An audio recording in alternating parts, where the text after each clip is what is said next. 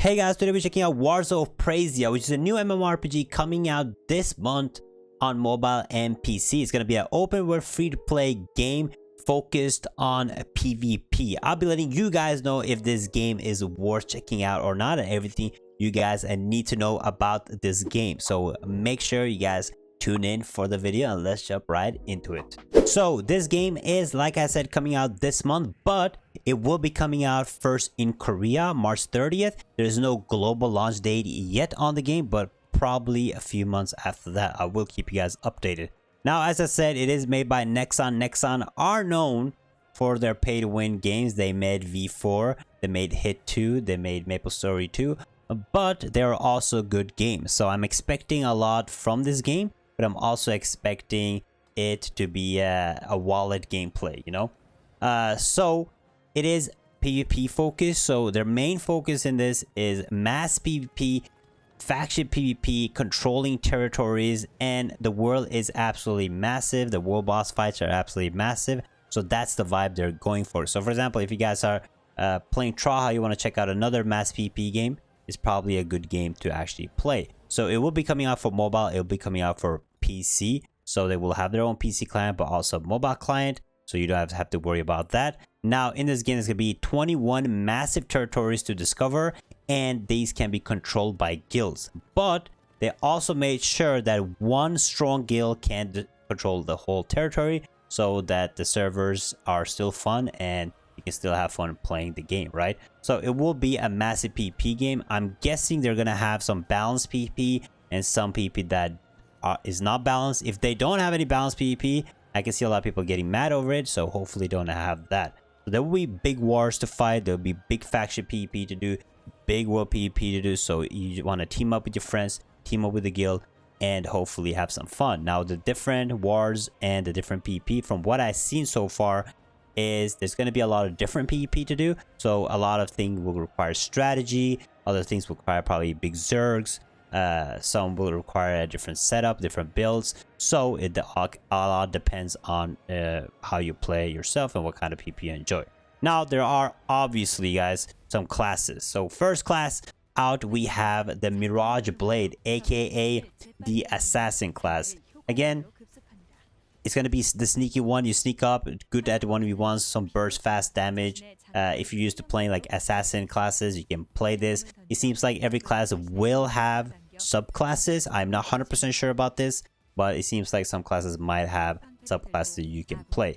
In this game, the combat, what I can tell so far is you can move while attacking on some skills, while some skills you can move while attacking. It'll be interesting to see how the gameplay feels or the combat feels. I haven't tested out the combat myself, but we'll have to see. Again, another class that is also coming out, the next up, is the bow, aka the incense archer is what they call it. Okay, if you're used to playing bow class, ranger class, you know, musketeer class, this class is probably for you. It'll have that range. The skills look cool though, I have to say. The skills look cool, but from what I can see, I don't see any movement. Okay, I don't see no movement. I see a standing still ranger. It seems like you might not be able to move while using skills, which I don't like at all. An archer should be able to move while attacking, but I'm expecting it to have a lot of other mobility skills, but also a lot of long range DPS. Next up class is the tanker, the enforcer. Now this guy will have a massive big shield, but also some type of hammer, it seems like. So if you used to be playing shield class, hammer class,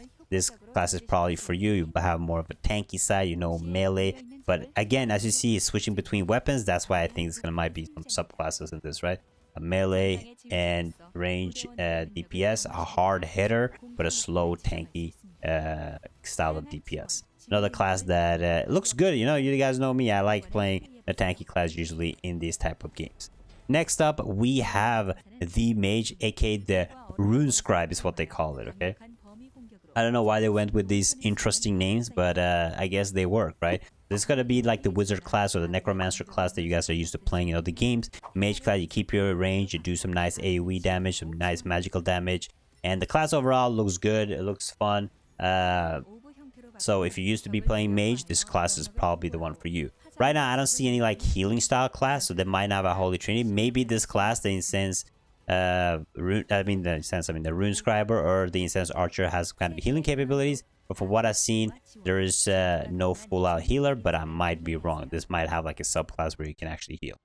Now, the game itself, like I said, it is PvP focused. You can pre-register already for the game, but the game will be launching in South Korea first. Now, being made by Nexon, I can kind of tell the graphics look very well. I have to say, the game looks very well. They have massive territories to explore, but again, with the combat a little bit, I do see V4 in it. Hopefully, they do a better job than V4. You guys know I was not a big fan of V4, even though V4 was kind of big, but it died pretty fast. But I have high hopes for this game. Now, I know Traha did this where they're very PvP oriented. That kind of works, but people do want that PvE. Because I'm going to be honest, I love PvP. I love playing PvP oriented games, but I also need PvE in my life, okay? I cannot just play a full PvP game because it is an MMORPG, and an MMORPG, in my opinion, that means that you want to build your character, right?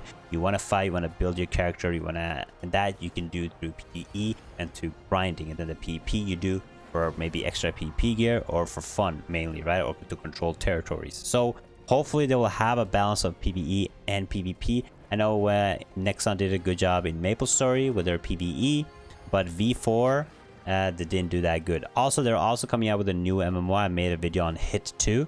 So Nexon does have several projects in the works. So there's a lot of exciting news coming from this game. So very excited for Wars of Prasia. I think this game can be really good and can be a banger, but I'm really scared of the microtransactions because Nexon is what I would call one of the highest pay to win usually games. They're up there with, for example, NetEase and other companies. So and Netmarble, you know, they make good games. I have to say, they make good games, but they make super pay to win games. So if this game has some kind of PvP balancing, some kind of combat power balancing, then I think this game can be a massive hit because it looks super massive and it looks like the combat and the PvP could be fun.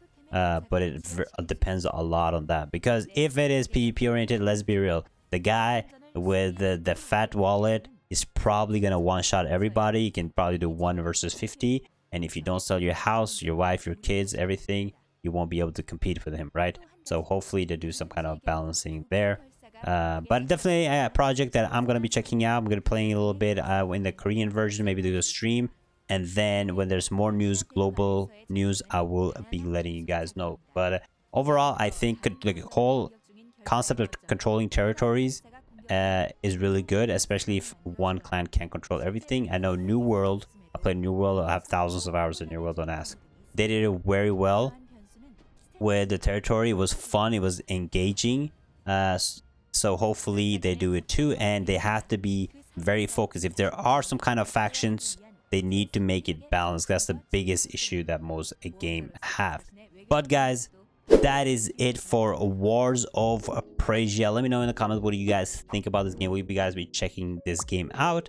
There's a lot, again, as I said, 2023 looking great for mobile games overall, especially MMORPG. So another exciting project to try out, and hopefully it hits global very soon after the South Korean launch.